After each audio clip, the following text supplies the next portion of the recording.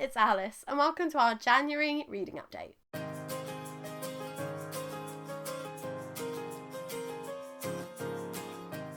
If you've watched this channel before, you'll know that we used to do mid-month wrap-ups and then we stopped because we were in a bad reading slump, but if I'm honest, I've never really enjoyed filming mid-month wrap-ups because if I finished a book just after the mid-month, my thoughts on it wouldn't be as clear by the end of the month, even if I had notes on it.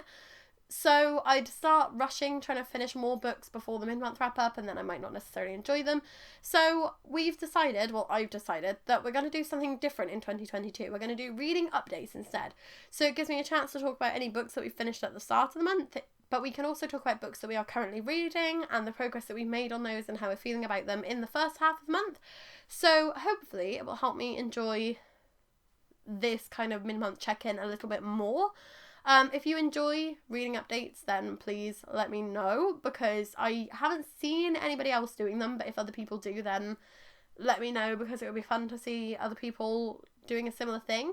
But this is going to be how we do it for this year at least, and then we'll just wait and see how I feel next year. And if I realise I'm finishing lots of books ready for a mid-month wrap-up, then I guess it will just transform back into one. But either way, something a little bit less formal, just kind of chatting about what we've read so far this month and what we're hoping to read in the next 2 weeks. So, if you've seen our Hook It Up TBR for January, you will know that we're trying to read The Way of Kings, A Court of Wings and Ruin, and My Name is Jensen throughout January. You might be hoping to see some of those books in this video. No.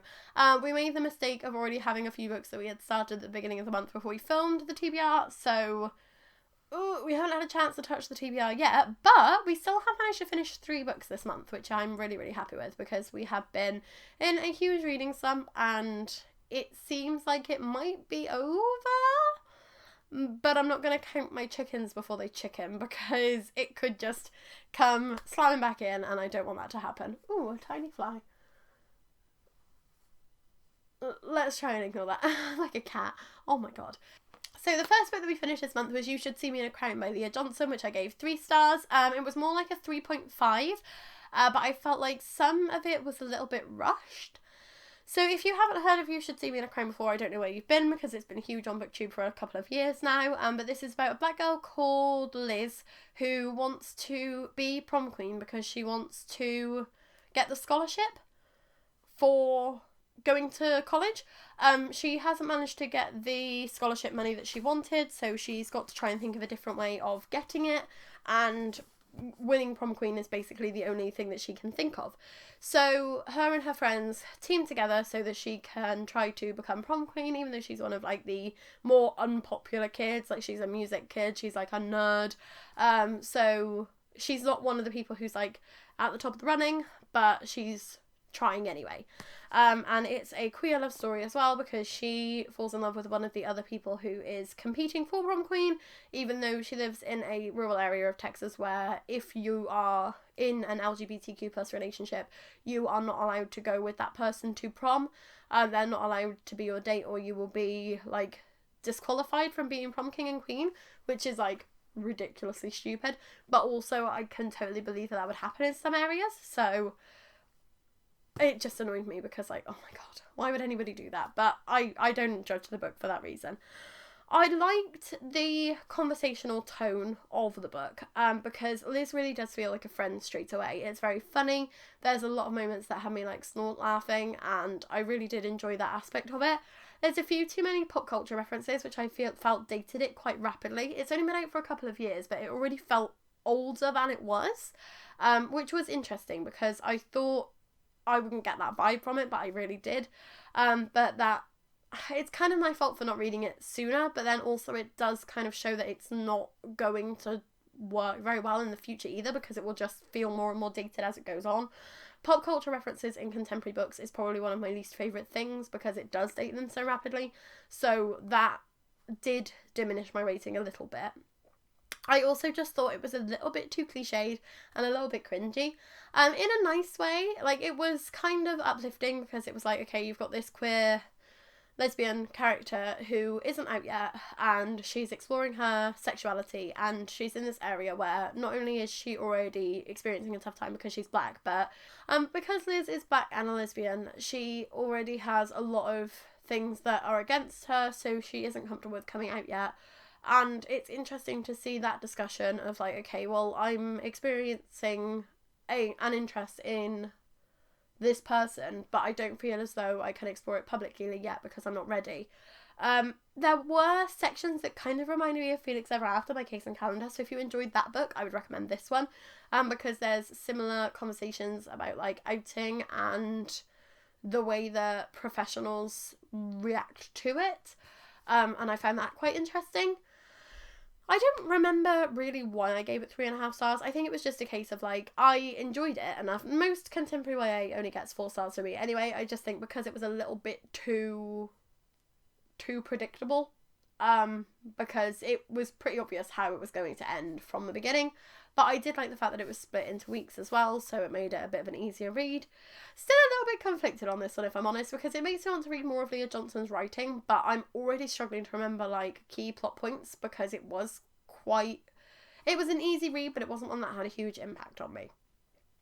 But still, 3.5 stars for You Should See Me in a Crown, and at least it meant that we finished a book this year. We also, however, finished another book this year, and that's Red Tigress by Amelia Wenzhou. Apparently I'm forgetting absolutely everything today, I'm sorry about that. So this is the sequel to Blood Heir, and it follows Anna as her and her friends, do stuff. I'm trying to work out how not to spoil the first book. It's impossible not to spoil the first book by talking about this one. So all you need to know is that I enjoyed this one more than the first one. I gave this 4 stars. I am really, really looking forward to Crimson Reign because I feel as though that might end up being a 5 star. I think that this is a series that is just going to improve as the time goes on. The first half of this book is painfully slow. So if you're looking for a very quick fantasy read, don't pick up this one. Wait until you're in the mood for something that's a bit of a slow burn, because the second half is so quick. They go to a different country and they're like exploring one of the characters' like past locations. So that was very interesting to me because it's characters who have been mentioned in the first book who we haven't met. We're suddenly seeing them on the page. The interactions between them are very fascinating. Liked the character development as well. However, it took so long to get there. At the start of the book, the characters are separated and it takes them a long while to get back to each other, and it just felt like it was dragging it out a little bit because in the first book you meet Anna and Ramson separately and then they kind of come together and they're working together, and then in this one you've got Anna and Ramson separately again, and it felt a little bit repetitive, but it did mean that you got to explore a lot more of this world, and the world building is impeccable. I think that the way that Amelia Wenzhou has crafted this world makes me wish that she would write spin-off novels in the future, because the other countries that we haven't really explored all that much are really fascinating too. I don't know if there's a map. Is there a map? There is a map. There's a map. But yeah, there's a lot of like countries in here that are being mentioned that we haven't had a chance to get to yet. So if she explores those in Crimson Reign, I will be really, really interested in that. But at this rate, I'm going to need Crimson Reign to be about double the length because there are so many questions and so many things I want to explore because I really am loving this world. And I really enjoy these characters too. The interactions between them and their motivations and the character development, I just think it's all very realistic, well crafted, and a series that I would highly recommend. And as somebody who struggled with the first book a little bit because it was quite slow, I'm glad that I enjoyed this sequel more, because I was excited when I finished the first book. I gave it either 3 or 4 stars. I did enjoy this one more, but it wasn't quite a 5 star for me. But again, as I said, it's definitely going that way, and I think Crimson Reign will get there. Another book that we have been reading this month, which is fantasy, is The Shadow Rising by Robert Jordan. We have not finished this one, but we managed to read... So far this month we have read 140 pages! Look at us go! So I realised earlier this month that our last Robert Jordan book that we finished was actually in 2020. I thought we finished The Dragon Reborn in 2021. We did not. We read the first 3 books in 2020 and then we didn't actually finish a single Wheel of Time book in 2021. So 2022 is the year that we carry on with these. I'm actually quite proud of the fact that we've already managed to read 140 pages in 2 weeks because it's a very, very big book. So if we read 140 pages every 2 weeks, we will get this finished in like 2.5 months, which isn't bad considering we didn't finish it at all last year, and we would have started it like last March, I think. So we're just going to try and carry on making some slow progress on this one. Again, one I can't talk too much about because it is a sequel, but at this point we've got characters splitting off in different directions and more of the world being explored, and there's just been this really, really fascinating bit that had one character like stepping back through time, and every time that they took like a step forward, they were thrown back into like the viewpoint of someone from this race of people, and it went like up the generations, so you got to see someone and then their father and then their grandfather, as it went through the generations, the things that they experienced as this race of people and the kind of discriminations that they'd faced, and that was really fascinating. I loved those chapters, and I'm hoping that we'll have that explored more in the future, because the way that Robert Jordan has crafted these, I can see why they are such a huge deal, because he has genuinely figured out generations and generations and generations of this world. It's not a case of like you're just experiencing the fantasy world in the timeline that he is exploring. You're getting so much of the history, you're getting so much of the past explored, and I love that. And that's not something I thought I would enjoy in fantasy. I thought it would be too slow for me. I thought that it would be too much for my brain to take in, but it's written in such an accessible way that I never feel overwhelmed reading these. And for them to be 1,000-page books when I sometimes struggle with like a 500-page book, like this is something I would highly recommend, because if you're somebody who doesn't think that you like epic fantasy, try the first book of these, because I was blown away. I thought it was going to be such a struggle and such a ball ache to try and get through it, and it wasn't, and that's how come I'm on book 4 and semi-stuck, but not too stuck anymore. So I'll try and carry on with this one. Another book I made quite a good bit of progress on this month is Call Down the Hawk by Maggie Stiefvater. This is a reread for me. I'm currently on 66%, so I will be getting this one finished by the end of the month. If you haven't read Call Down the Hawk, it is a spin-off series, like a sequel series to The Raven Boys. So it follows Ronan from The Raven Boys and kind of Adam as well, but it also introduces some new characters and it explores more of the kind of dreaming aspect of the series. Can't say too much more than that because, again, spoilers, it is technically a sequel series, but I read this before, gave it 5 stars, loved it, reading it again, loving it again. Can't remember much about it, which is surprising because I thought I had quite a good memory of the first book, and apparently that was wrong, but I'm thinking this is going to end up being another 5-star, and I'm so excited to finally get onto Mr. Impossible, because yes please, I want to carry on with this series. The 3rd book is finished and is going through edits at the moment, so it should hopefully be out before the end of the year, so hopefully I won't need to reread them again, but if I have to, I'll be honest, I don't mind, because I love Call Down the Hawk so much more than I loved the Raven Boys series. The Dream Thieves was my favourite book in the Raven Boys series, and Call Down the Hawk is very similar stylistically, and the focuses of the story are quite similar, so I think that's why I love it so much. But it's just great. It's like having my favourite book extended into 3 books, and I'm here for it, and I'm looking forward to carrying on with this reread and carrying on with this series. We also managed to finish Broken by Jenny Lawson. I should have probably done all the books that we'd finished together, but I'm trying to do it chronologically, like how we've been reading them. So my brain, it functions in my brain. It doesn't make sense for you, but it makes sense for me, and I'm the one filming it, so that's fine. But we've also managed to read Broken by Jenny Lawson, which is a non-fiction book written by Jenny Lawson, who writes a blog, and she writes about mental health, and she also writes a lot of funny kind of blog posts about mental health. I liked this one simultaneously more than Furiously Happy and less than Furiously Happy, because I gave it 4 stars. Furiously Happy was a 5-star book. Because some of the essays just felt out of place. The flow of the book is not as clear as the flow in Furiously Happy. And whereas Furiously Happy had a more light-hearted tone, there are some of the essays in this collection that have me literally howling with laughter. There was one that I was reading it out loud to Sean. I was in the middle of a sentence, and because my eyes had scanned forward and I'd seen the rest of the sentence, I kept saying the first 3 words, and then just laughing and laughing and laughing. And Sean was like, "Why are you laughing? It's not funny." And I'm like, "It's about to be funny." Like, trust me, it's about to be funny. And I just couldn't get it out, and I had to put the book down while I was like heavy breathing because I just could not stop laughing. That's how funny some of these essays are. It's exactly my sense of humour, and I love that. However, there are also essays in this one that are real hard hitters, and instead of trying to keep that humour up throughout every single essay, Jenny Lawson has stripped it back so that there are some that are just so honest and raw and very in-depth discussions of mental health and anxiety and depression and everything that is going on in Jenny Lawson's head. But without that level of humour as well. So it is quite an uncomfortable read. I related to it a lot. I can imagine a lot of people would be put off by that if they were expecting it to be funny all the way through. I personally loved that because it honestly made me want to cry a few times. I managed not to, but some of the things that she was saying are things that I relate to intensely. So I will be recommending this one for people who struggle to understand my mental health, because I feel like it's an accurate representation of the way that I sometimes feel when I'm depressed, and I sometimes feel when I'm coming out of one of those depressive spells and it feels like I'm finally me again, and it feels like everything is clear and I can actually see the world and I'm experiencing it rather than kind of not actually being actively involved. That's something that I relate to a lot, so it will be something that I recommend to people in the future.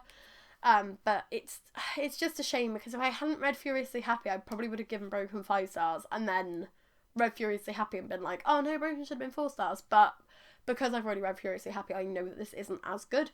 But I would still highly recommend it, especially if you like reading non-fiction about mental health and you like reading non-fiction that is humorous. And the last book that we've made progress on this month is Here's to Us by Becky Albertalli and Adam Silvera. This is the sequel to What If It's Us, and I swore I was not going to read it because I know I'm not going to end up enjoying it. I just know it. I liked What If It's Us, but I thought that it was a brilliant book. Spoilers for a second, but if you know anything about the book, you'll probably already know. It has an ending where the couple are separated, and I thought it was so realistic. And yeah, it wasn't exactly what I wanted for them because I shipped them, but it was realistic and honest, and that happens sometimes. You can have a teenage relationship where you're 17 that lasts for 2 weeks and is extremely intense, and it's not necessarily going to be your happily ever after. And I thought it was great to see YA contemporary authors actually saying, hey, sup, you can break up with somebody. Like, you might think that this is the be-all and end-all. You might think that this is the greatest relationship you've ever had, but it might not be. And I thought that was great. And I have the horrible suspicion that Here's to Us is going to demolish that and give them a happily ever after, which is completely the opposite of what I want. Like, I'm happy to see more from these characters. I love Dylan and Samantha. I think they're really funny. I like Jessie. I think she's really sweet. I liked Arthur and Ben first time around.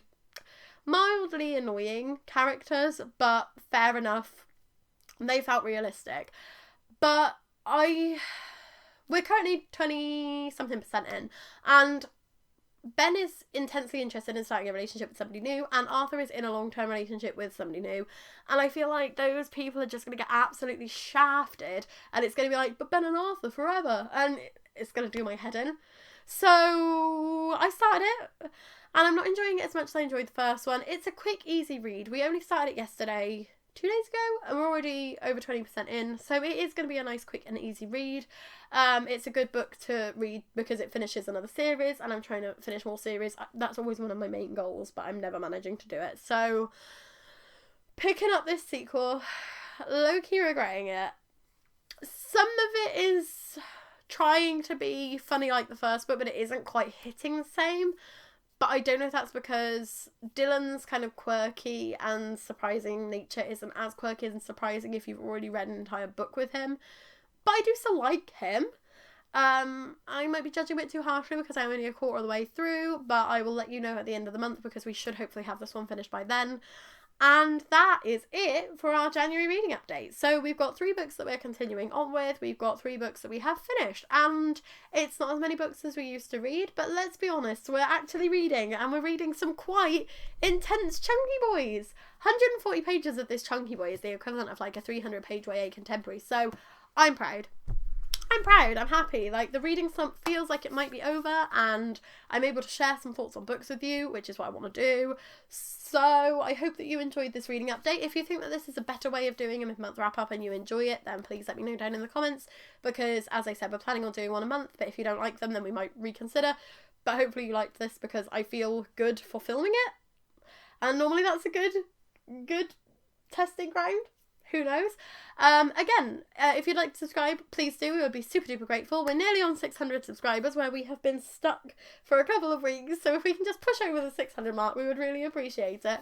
And we will see you again in a couple of days because we post new videos every Tuesday, Thursday and Saturday.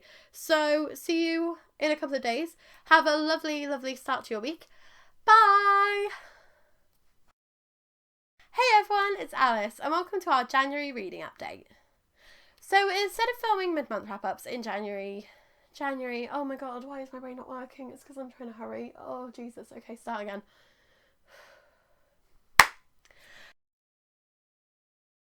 Forgot to pause for thumbnails. Oops. Let me get Tigress back down. Oh no.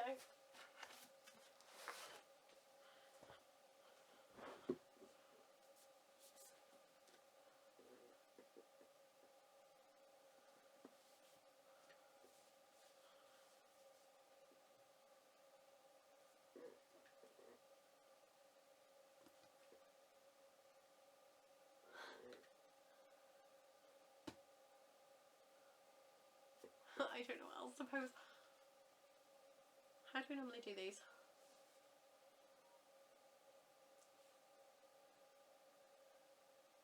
You should have at least one good one in there.